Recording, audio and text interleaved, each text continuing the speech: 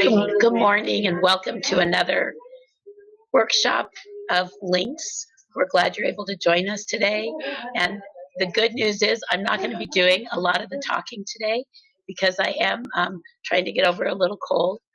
But I do want to give you a few updates on what's happening with First Place, and for those of you who are new, what's happening with Links. And as you know, I'm not a person who typically has a problem projecting, but I do today. And Links is all about building a supportive community, and it's taking each of us to make sure that we do that. And this is a coaching group, a volunteer coaching group. This is one of a collection of workshops that we've hosted. The other workshops are online. And today we'll be going through briefly our Peace of Mind portfolio. This is all about, are you ready to take the next steps and help your adult to do the same?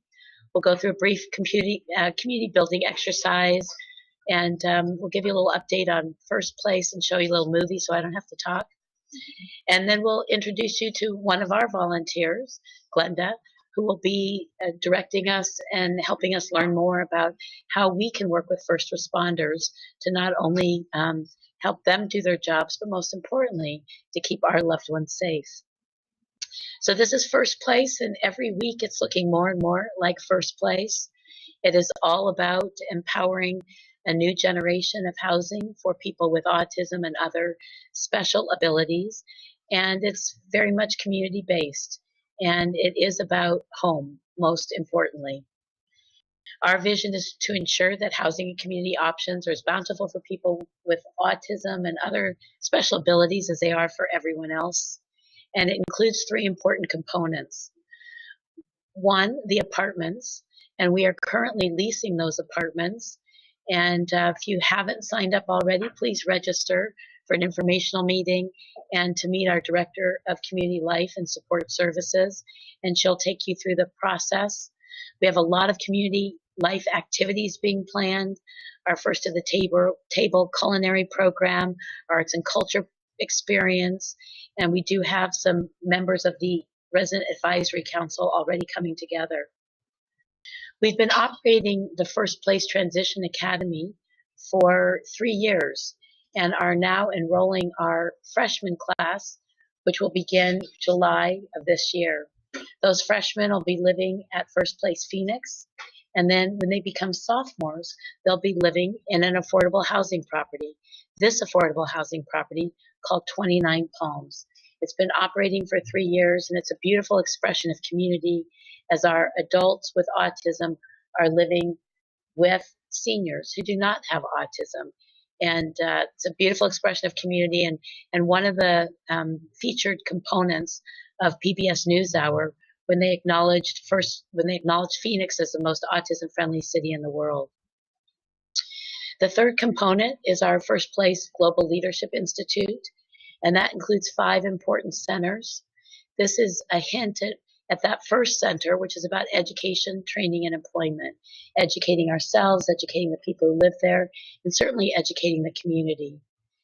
In April 25 through 27, we'll be hosting a symposium that's being sponsored by our Center for Real Estate and Community Development, helping other communities from across the country and actually around the world learn about what we've been building here in Phoenix and looking for opportunities to collaborate.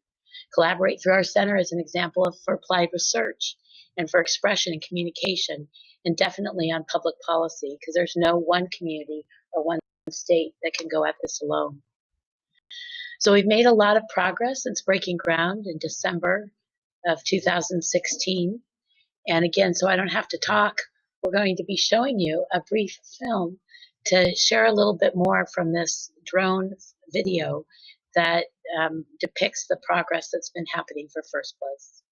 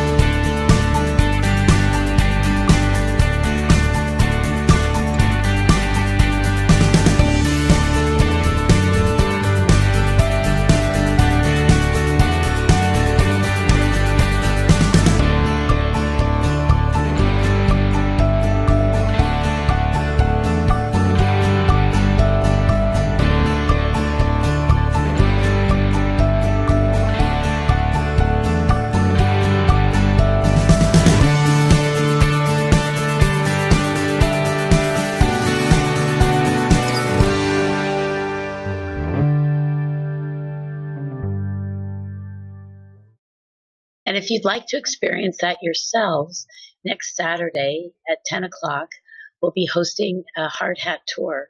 And following the hard hat tour, we'll take a ride on the light rail and then head down to the Lucky Strike Bowling Alley for pizza and bowling. Again, a wonderful opportunity to meet new people, meet new friends, new families who also have an interest in First Place. We've invited our Transition Academy students to join us, and they'll be there too. So if you can make it, we'd love to have you. We'll be hosting another hard hat tour in April. And truly, this is part of what we hope will be history in the making. You as pioneering families, helping to build a community, helping to empower new dreams and hopes for our adults, and make sure that we all have peace of mind and more confidence in the future, which is what Links is all about. Before we were parents or family members of a person with autism, we were something else, and then we became something we hope even better. Many individuals who we've been working with through Links come to us with tremendous professional backgrounds, and we've learned that through the Southwest Autism Research and Resource Center and also through First Place, that people contributing what they can in terms of their skills and their abilities and their interests, and it brings a lot of family hearts together. One such individual is Glenda Morrissey, better known as Paul's mom, who has taken a real interest in the first responders program and has been through training and is here to help us understand how we better work with first responders, what our responsibilities are, and she can tell you a little bit more about her background. Glenda, thanks so much for joining us. Even our best plans don't always work out right. Okay, so just wanted to reinforce a couple other things. That First Place and what we're doing is a collaborative effort. We have over 100 collaborators locally and nationally. And again, if you have an interest, business interest, professional interest, personal interest, we invite you to join us. When we think about First Place, first and foremost, it's about home for the individuals who live there and an enriching environment for people who learn and work there. And on our website, you'll see postings for new positions, and we're very excited that we're in that phase of hiring.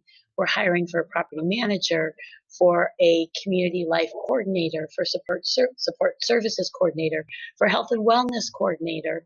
And we want people who are going to be part of this team that are as passionate as we are and as committed as we are to ensuring success. First Place is also for families like us and friends, so that when we drive away, when we come and go, that we have peace of mind. Now, Links was created as part of First Place's initiative through First Place to bring volunteer families together so that collectively we can all have greater confidence in the future. And our former Links sessions have included those on financial planning, included legal wills and all the things that that many of us have not yet put into writing, and also on health and wellness. Every component of Links also includes building our community and making sure there are more places that are welcoming to our individuals and our families and know how to work with us. So as you can see, we are a parent-led, action-oriented coaching group, and this was very important. Many of us at our ripe ages have been through a lot of support groups, and we're ready to be coached to do what we need to do next. This is about grassroots development, it's about collaboration, and it's about making our community and the opportunities for our futures as strong as they can be. We know that we do share the same sleepless nights, even when we're not on cold medicine. And we've created a questionnaire for you that you can find online, and it really is there to help you assess your readiness and answer these questions for yourselves, and to help you gather information and to work with the experts and to be coached and to coach. And that's part of this Pay It Forward. And we all benefit from the stronger community. Stronger community that you can see here is identified with lots of places on the map and more places we want to include. Your favorite restaurants, your favorite salon or barbershop, places to go, places to work, places to learn, to be educated, places for health, wellness, recreation, and that's where we're looking to families to help us empower this map. And you can see the many categories of interest. So where do you go on the weekends or evenings or during the days? And how can you open that by making some introductions, not just for your family, but for the families that are going to come after you. So we're here in a desire to build a more supportive community. We want to be known as the kinder community, and this is part of a Greater Phoenix initiative where people welcome us because they know who we are. We can help manage expectations. We can open doors to those volunteer opportunities and, again, employment opportunities, because we know one of the best path forwards and interventions for an adult with autism is a job, which is why we're committed to developing 1,000 new jobs in Greater Phoenix for people with special abilities by 2025, and we're gaining on it. So we're very excited. Be watching for some announcements next month. And now is the time I get to introduce Glenda again. Glenda, thank you so much for your patience, and my apologies for jumping the gun, but I was so excited to introduce you the first time. So thank you, fellow parent and mother on a mission.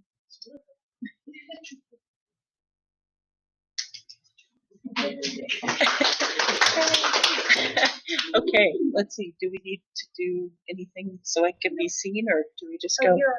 Okay, cool. All right. Well, as she's already mentioned, today I'd like to talk about first responders.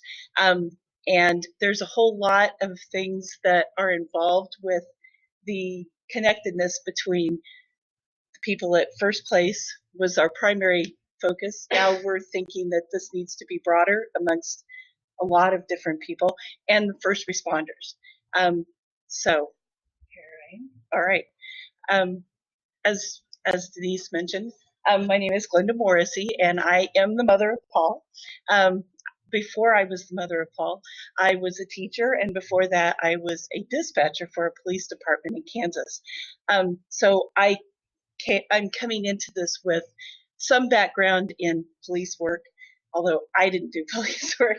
I just told them what to do, and also from a teaching perspective. And so I have come to this with the idea that we all know that people on the autism spectrum need to be taught. They need things spelled out to them so that they can understand it and know how to respond appropriately. And the first responders also need some understanding of the population that they would be dealing with, or what they might look for in order to come to this better equipped, I guess is the way to put it. So today I want to go over the training of first responders and talking about originally, I guess the idea came out that that first responders need to be trained, and they need to have the knowledge so that they aren't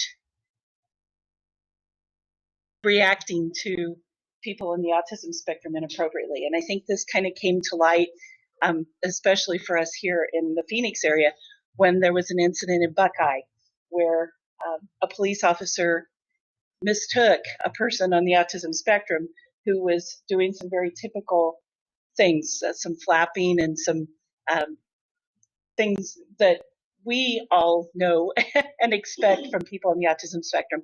And the police officer didn't have the right kind of training to understand that what this person was doing, and thought that this person was under the influence of some kind of drugs or doing something that warranted his intervention. And it ended up being a really bad situation. And I think that kind of brought to light for a lot of us what not having information does that can deteriorate a situation, where having the right information can make it a better experience, a more positive experience. So the goal was originally to get the first responders up to speed. We need to let them know what is going on, let them know what to look for and how to be able to distinguish it in a really short period of time. I mean, obviously, you're going to be looking at somebody and saying, oh, this isn't somebody who's on drugs, this is somebody who's on the autism spectrum. And that's a pretty difficult thing for first responders to do. So the original thing was, okay, what do we need to do to get our first responders up to speed?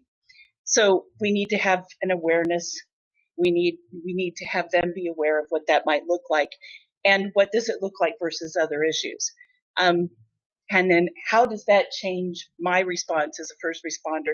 How would that change how I deal with this situation? The other question is, how can first responders know what it is like to have ASD? That's that to me seemed like a really challenging thing. How do you get someone else to understand something as complex as autism? And so what is it that the first responders need to know? Okay, when you get into that realm, all of a sudden it becomes clear that first responders are going to have a vast knowledge that you're probably not going to be able to get them to that kind of a place. So in order to not have a bad situation happen, what do we need to do? Well, we need to train our individuals, and we need to have them have an understanding of the first responders and understand them as being helpers instead of being the enemy, and have them not be fearful. Because if you're fearful, as we all pretty much know, fight or flight kicks in, and more than likely they're going to run, or they're going to fight, or they're going to do something to protect themselves because they're feeling fearful. So our individuals need to be taught how to interact appropriately so that they are able to deal with the situation and not have as much anxiety about it, knowing that they know how to handle themselves in that kind of a situation. Okay, so interactions with first responders are different. Obviously, you don't treat a police officer the same way you treat your best friend or your mother, or you have a different kind of protocol with a police officer or with a firefighter than you would with someone that you're familiar with, and that all has to be taught. And so it became clearer and clearer that not only do the individuals have to have a better understanding of how to interact with first responders, but the first responders also have to have a better understanding of how to deal with individuals so that that gap can be narrowed and the likelihood of a positive interaction can be a lot greater. So improving the level of comfort with first responders is very important, both from both sides. If you're a first responder and you don't understand what this person is doing, you're going to have a bit of anxiety yourself. If you're an individual with autism and you're being approached by someone that looks different than other people, that behaves different, and that is expecting things from you that you don't really understand, your anxiety is going to go up. So decreasing that anxiety is going to make for a much more positive experience. So promoting mutual understanding between the two is very important. So in walks a very wonderful woman named Emily Island, and she lives in the LA area, and she has a son who is also on the autism spectrum named Tom. And she's one of those mothers that came into the autism world and decided she was going to basically not let it overtake her. She was going to get control of this.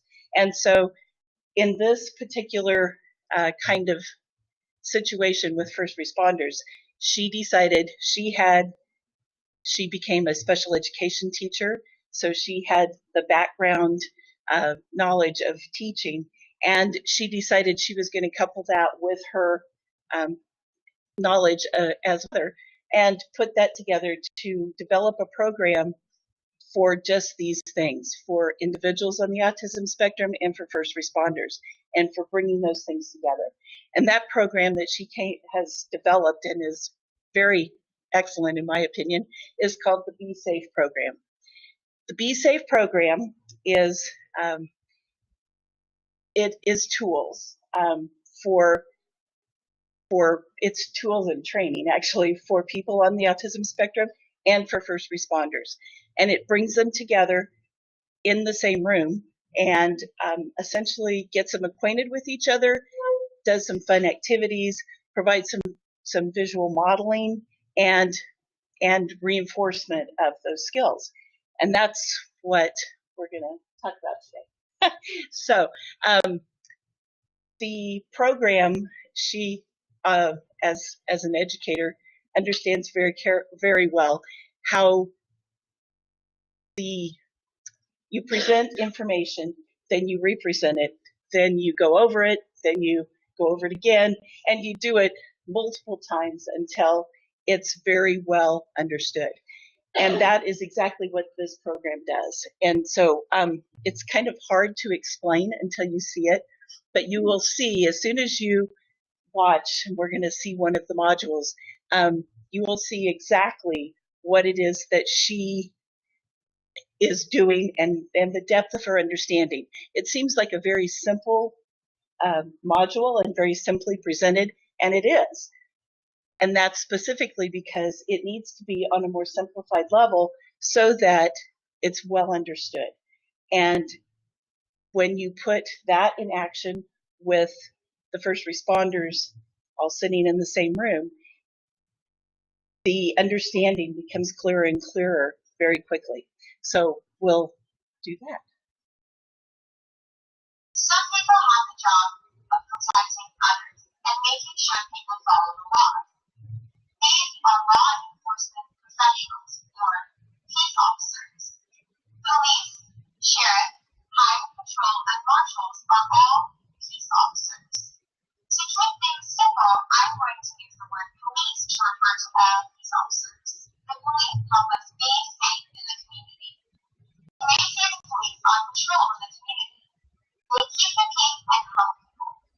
When the police are called, they respond quickly. They have different ways to get around. The police are ready to help in emergencies. They can help if someone is lost. They can help find a missing person, and they can rescue someone who is in danger. The police also know what to do if the law is broken. You may see the police give a ticket to someone who has broken the law. The police also know what to do when a crime happens. They'll try to catch the criminal as quickly as possible. Sometimes the police need to arrest someone who has committed a very serious crime. The police take these criminals to jail. Wherever you see the police, remember their job is to help and protect people like me and you, and to keep our neighborhood safe. When the police are doing their job, they sometimes tell people what to do. Following directions means doing what you are told to do. When the police give us directions, we follow them right away. We follow all directions from the police to help us be safe. The police may use hand gestures, words, or signals to tell us what to do.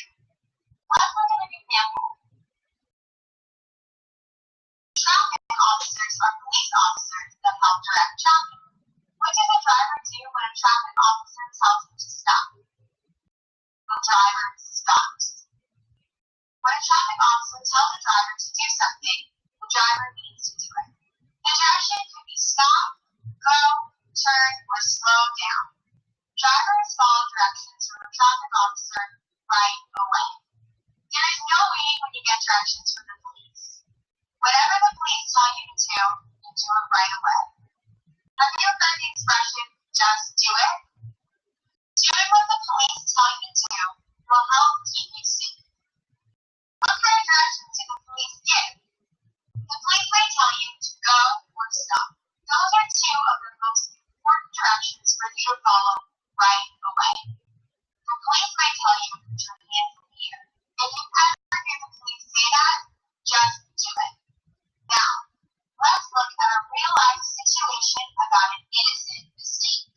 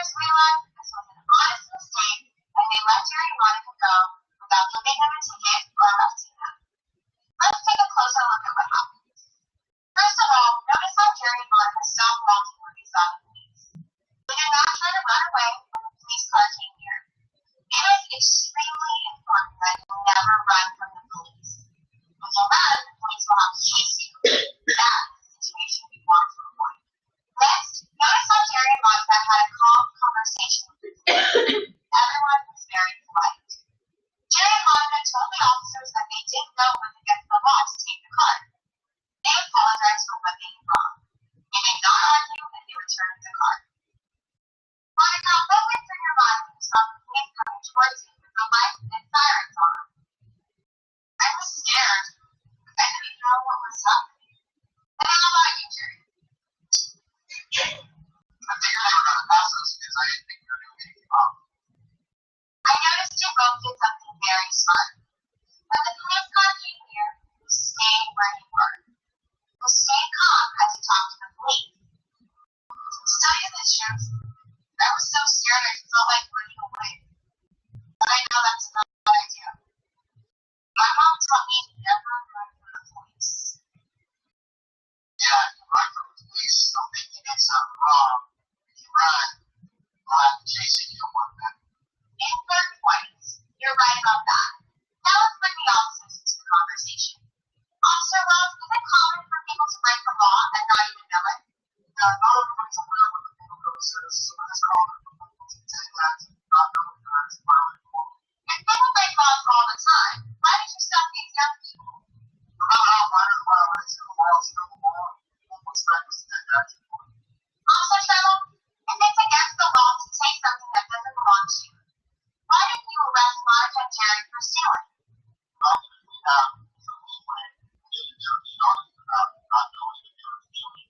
We apologized, turned the card, paperwork, and I believe they don't want you to do that. Officer Wells, what would happen if they did this again? If they do this again, Monica's one of the second time. I don't know if we want to report if they was against the law. For the second time, they'll take what's in their hands. So, Monica and Jerry, did you learn a lesson?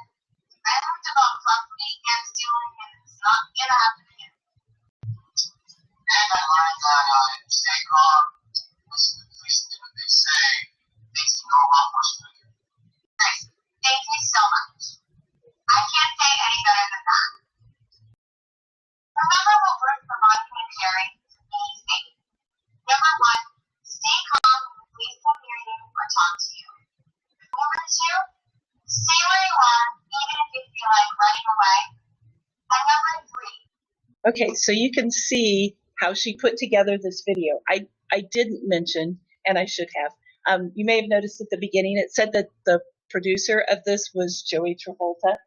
That's John Travolta's brother. And so he has a very, as we know, has a very real interest in people on the autism spectrum because his nephew is on the autism spectrum. So he was very excited to be able to help Emily with this production. Also, all of the people in the video are, well, the people who are playing people on the autism spectrum, they themselves are people on the autism spectrum. And the officers and the paramedics and the firefighters are also real officers, paramedics, and firefighters. So she used real people to make her point and to do the video, which I thought was very great. She also said that the people on the spectrum that were the actors are all aspiring actors. So she was happy to get to help them out in their quest to be an actor or actress. Anyway, so the video shows the modeling of appropriate behavior, which, as we all know, is really important for it to be seen. People on the autism spectrum learn the best by seeing, and so that's why the video was made. Then, obviously, in the video, there was a lot of repetition. There was a lot of questioning, just seeing the same information in different forms. She goes one step further, Emily does, in doing a game. And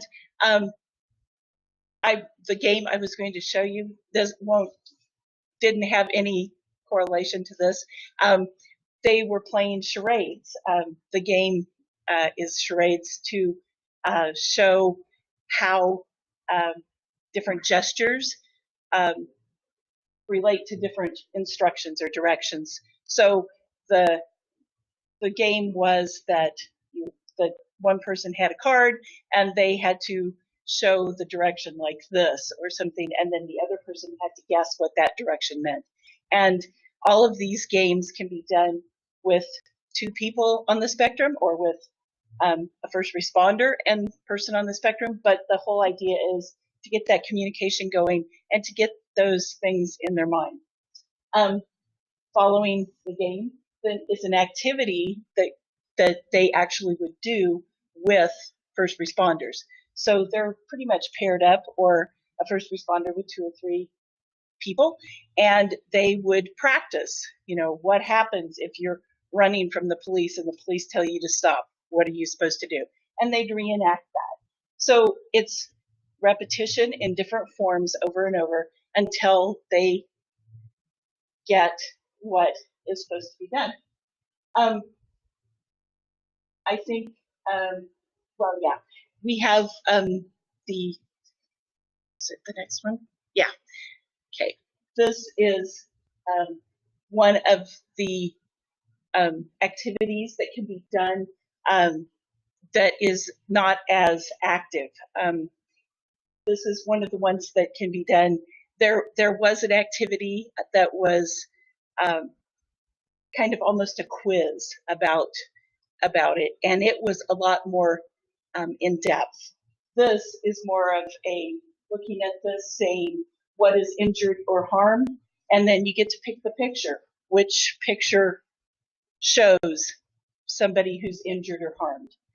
And so it's much more visual.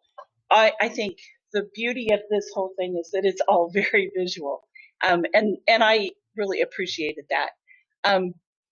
One of the things that they do in one of the last modules is to understand your rights and responsibilities as a citizen. And it began to dawn on me that that's not something that really even I knew probably when I was in my early 20s, that there are certain things that I know and that I need to know when I'm interacting with the police. And I would have probably, if the police stopped me and said, tell me what just happened here, what I would have said it. Your right and responsibility as a citizen is that you don't have to answer. And even though that seems counterintuitive, you don't have to answer. And those are things that I guess Emily, in the training that I took, made a really clear point. She asked her son, what would you do if the police stopped you and asked you if you did this? And he said, well, I tell them the truth because the truth will set you free. And so it became really clear that they need to know what they do to be respectful of the police, but also to protect their rights. Because if you automatically tell somebody, oh yeah, I did it, and that may be totally accurate, but you may be incriminating yourself, and it can lead to bigger problems when what you did may not have been wrong specifically, but by saying that, you're losing your rights as a citizen. So those things have to be, those are kind of some of those fine-tuning points that even neurotypical people don't necessarily understand. So they're things that definitely need to be taught. All right. Now, there are other first responders besides police, and the Be Safe program generally focuses mostly on police because that's the police are more of the confrontational instead of helping first responders. Paramedics, obviously, you probably aren't going to have a confrontation with a paramedic who's trying to help you when you're hurt. You're not going to have a confrontation with a firefighter when they're coming to rescue you from a burning building. But the interaction can be very scary, and so these things need to be also made. The people in the autism spectrum need to be aware of how different it looks. So in the case of firefighters, when a firefighter's all dressed in their turnout gear, they're not going to look like somebody that you typically see on the street. So just seeing somebody in a non-threatening type situation, or when there isn't a fire at your back, you see that, you know that that is a helper person, and that is somebody who is there to help you, and you don't need to run or flee from them. They make unusual noises. If you're in in a building that's burning, there's a lot of smoke, and they're wearing their masks for oxygen so that they can. Well, it makes strange noises. It sounds like Darth Vader, but but you have to present that so that they see it and are not scared by that. And they might put something on your face. If you're in a burning building, they're going to give you oxygen so that it's mitigating any problems for you. So those things are all things that need to be made aware of. Also the paramedics sometimes, at least in our community, a lot of times are firefighters. So they may not look like a firefighter in turnout gear. They may just have a uniform on, a regular looking uniform. So it may be a paramedic, but they look like a police officer. But they're going to act like a doctor. They're going to help you, and they're going to do things to you, which may be kind of scary. They may be taking you away from your house and taking you to the hospital. That might not be very comfortable. You don't want to leave the comfort of your surroundings. And they may do things to you like start an ID or give you a shot or things like that. They will be touching you probably, and that's not comfortable for a lot of people on the spectrum. So those are all things that they need to be made aware of, and they need to learn to be comfortable with. Okay, Emily was extremely nice to us. And when I contacted her a few weeks ago when I was preparing for this and asked her permission to be able to play the video, be able to do things for everybody. And she, of course, said, please do, and I'm going to send you stuff to give to everybody there. So we have several things. We have cards. These are wallet cards. Okay. There's wallet cards that you fold in half, and they say on them, I have autism. And they're cards that can be handed out to anybody who needs them to put in their wallet. If they're in a situation where they're scared and don't know how to communicate that they have special needs, this is a really good way to do that. So they can take it and they can fill it out according to what kinds of needs they have. If they have, yeah, thank you, that's great. Okay, here's the card. Says I have autism. It has emergency contacts on the back, and well, it has emergency contacts on the opposite side. On the back, it says how to help me, and you can check off, use calming tones, be clear, use simple words, wait, and be patient. So those things can be checked off according to the needs of the person who's carrying the card. Those she gave us, which is great. And there are other cards besides just autism. There's one for intellectual disability, Down syndrome, I have a learning disability, and I have autism. So she has given us those cards, which are very great. Thank you. Let's see. One thing that we were told early on with our son to do was to carry, or to have him carry, and my husband and I also carry, a list of medications and allergies that he carries in his wallet, we carry in our wallet in case we ever need them. It lists his medications, his allergies, and we also put on it our emergency contact information, and we also put on it some triggers that he has. He has some things like words that automatically send him into orbit. And if someone knows that, then they can avoid saying that. They won't be able to avoid saying it if they don't know. So putting anything pertinent that would help the situation instead of make it worse is an important thing to have. Yes? Does someone recommend that the adult carry this with their ID and people with their ID?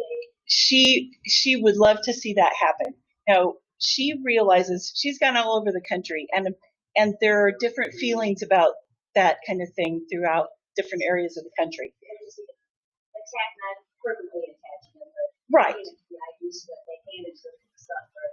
It's all together, yes. Now, there are some people who do not want that kind of a label on their person or on their loved one. And that's okay too. My personal opinion, and I think Emily feels the same way, is that the more information that you can give to a first responder, the more likely that your situation is going to end up better rather than worse. And that brings me to the next point, which is about a medical alert bracelet. When we took the training, we had people from the Phoenix Police Department that came to our training. And the Phoenix Police Department, at least at that time, that was last November, they were giving out free medical alert bracelets. And what you did was you filled out the card with the information about the person that you were getting the medical alert bracelet for. And they sent it in, and the Phoenix Police Department had a grant that was paying for those ID bracelets. I brought our son's, but it doesn't have his name on it, but it just lists the issues that he has on it that you want to have identified or disclosed. Go ahead. Okay. Some people are perfectly able to self-disclose. In fact, at our training, one of the young ladies said, well, I don't have to worry because I can self-disclose. And I thought that was wonderful. I mean, she already understood that that was an important thing, an important piece of information about herself that she needed to pass on to someone else. So if the person is able to do it themselves without needing a card, that's great. If they're able to do it, but the card would be handy in case of an emergency, that's also great.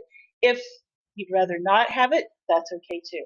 So these are just available if you need them. Yeah. Have the first responders that have been involved indicated what they feel is most effective for them? Like, is the bracelet something they can see right away and that's best, or is somebody's grabbing their wallet? Are they already threatening if they're reaching something? Yes. The first responders that we worked with indicated that they've been trained to look for any kind of a tag, like a medical alert bracelet, or there's some other bracelets that I've seen that are like a Velcro. There's like a Velcro piece over the information, and it doesn't look like a medical alert bracelet. They're trained to look for those kinds of things so that they know maybe to ask, oh, is that a medical alert bracelet I see? Can I see what that says, or something like that? So they're trained to look for that, which is a good thing.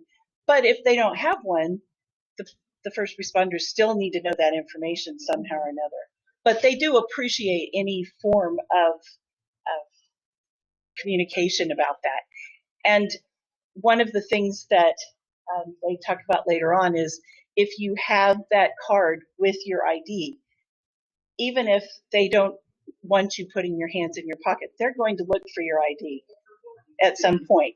And if that card is there with your ID, they will find it, and then they will understand that. Now, that may not be soon enough, but at least it's a good start. I don't know, anybody else have any other questions? One of the other resources that I think you passed out is the what I call the refrigerator questions. Sure. Actually, I think it may be, there we go. What I call the refrigerator questions. These are the questions that a dispatcher will ask you when you call in. Where are you? What's happened? Why do you need help? Who's injured? Do they have any special problems? And so this just is something that can be filled out and put on your refrigerator. Obviously, you're not necessarily going to have your refrigerator next to you when you have an emergency. But if you've done this and you've gone through it and filled it out, you're going to be more prepared to respond than you would be if you haven't thought through those things or haven't thought about what you might be asked. I wouldn't necessarily know to say, oh, yeah, my son has autism, and so you're going to need to respond differently, if I hadn't thought that through. So just thinking it through is the first help. But I also thought, like, at first place, if this was on the refrigerator and they had some kind of an emergency and they picked up the phone, they could look at that and they could say, my friend just passed out, or, we need help, and here are the answers to the questions. And aren't first responders trained to build a refrigerator? You're supposed to have a first responder bag that could explain that I have someone in the house with a Yes, disability. living with a disability. That is one of the things that they will check. Yeah. They go right to the refrigerator. If there isn't if they haven't already gotten that information, but there may be additional information. And generally there's 2 or 3 of them. So while one of them's helping the person, the other one can go and look for that. In the city of Scottsdale, just for an FYI, you can put it out on top of your front door. It says first responders, and they know to look there. And then before they go in the house, they know there's someone with autism. And just because a friend whose son has autism, she had that on the front door. But City of Phoenix doesn't do that. Doesn't generally do that. No. Now, we live in the city of Phoenix, and we have a sticker we have like a side light on our door, and we have a sticker that says someone in this house has special needs. So where would I move to get that? We got that from the Autism Society. Mm-hmm. Yeah. Now, there's resources out there like that, but you have to know that they're there in order to be able to access them. So that's mm-hmm. Right. Exactly. And so you pretty much have to, decide what you want to disclose, what you don't want to disclose, keeping in mind that at least some disclosure is going to be helpful to the first responders. Obviously, if you're there, you're going to be able to speak for them. But if you're not, and we're talking about people at First Place who we're encouraging to live independently and to get out into the community without mom and dad there, or without grandma and grandpa there, or whoever, we're encouraging them to do that. So they're going to need to have some of these independent skills in order to handle situations. And that's kind of a scary thing. From my perspective as a parent, that's scary for me to think about my son being out and having an interaction with the police. That I'm not scared about him doing something illegal and getting arrested, but I'm scared about him not appropriately handling the situation. So, yeah. The IT brings, especially the pretty ones they have online, if you've heard from my daughter, she's studying for school. So would it be like, what would you recommend, like her name, that she has autism, and like a phone number, or maybe not even her name, but like autism and 2 phone numbers? Like, what would you recommend? Well, what I did on our son's bracelet, all I did was list what I wanted him to know. Like, I wanted him to know that he has asthma in case he's having an asthma attack. I wanted him to know that he has autism, so he might respond differently. And I wanted him to know that he has ADD, which means that he's going to process more slowly. So they're going to be aware of those things. I didn't put his name on it. Now, that can be, that can be one of those things that some people might want that on there. I felt like I'd rather not have his name on there, because then he could be taken advantage of from that. And at the same time, hopefully, he sticks to his phone like glue, so we're worried about him not having his phone. But we're on his phone on speed dial, so I didn't think having a phone number on there was necessary. That could be found by first responders as well. One thing that first responders also look for is on your phone, if you have ICE either on your speed dial or on your contacts, ICE in case of emergency. So they can immediately go to that, and there's a phone number there that they can call, and that person is who's been chosen by guardians or by them, of who they want to have contacted. So you just make like different contact. Yep. It just tells. Not generally, but I don't know of a way that they can do that. Now, that doesn't necessarily mean that, but if it's locked, there's a way to do it, maybe with the touch, and they can put the person's finger on there and get into it. But it's okay. That's fine. All right, we're checking for questions. If anybody has questions online. And I could, first, let's thank Glenda so much. Thank you for having me. I appreciate it. And I don't have my glasses on. Can you read the question? Just can you please audience questions? Repeat the audience question. Okay. Oh, I'm sorry, Okay, I yeah. didn't do that. So you want to, yeah.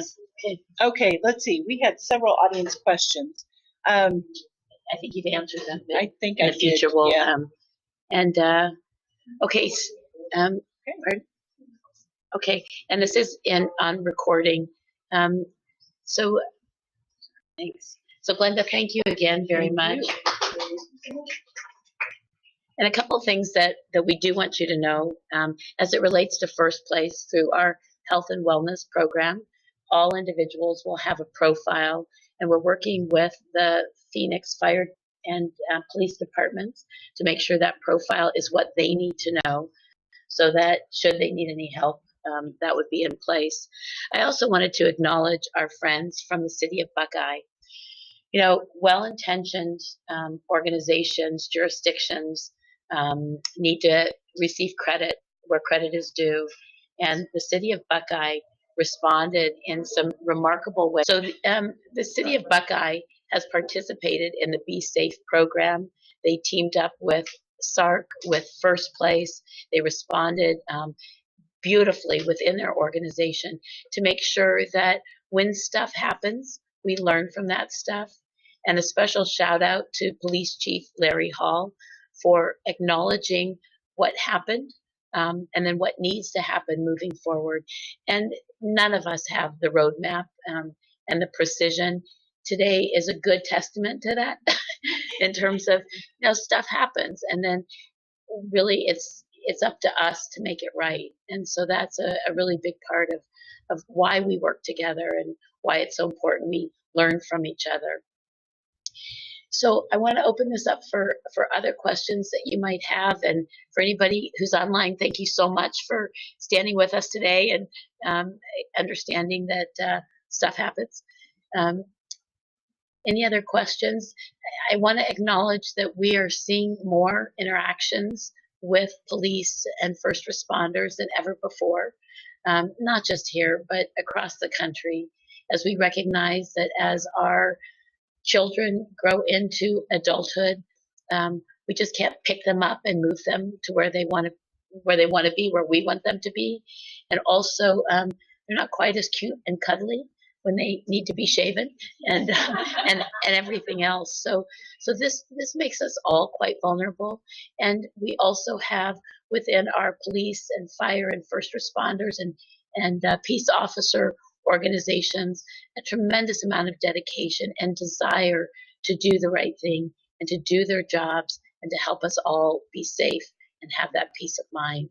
So within Battalion 9, which is our fire department that serves First Place, and wherever you might live, great to be able to introduce yourself, to ask them what they need, and to make sure that we do our part as family members. Yes. In June-ish, the Autism Society was doing a Be Safe program. I don't know if it's with parents or training and training, so I'll have to find out about that too. So the question was about June and another Be Safe program that the Autism Society is currently working on.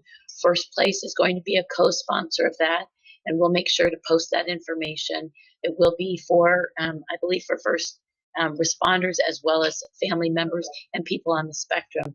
And we're always looking for participants, and it's a great opportunity to bring our adults along and help them learn too, at whatever capacity they can.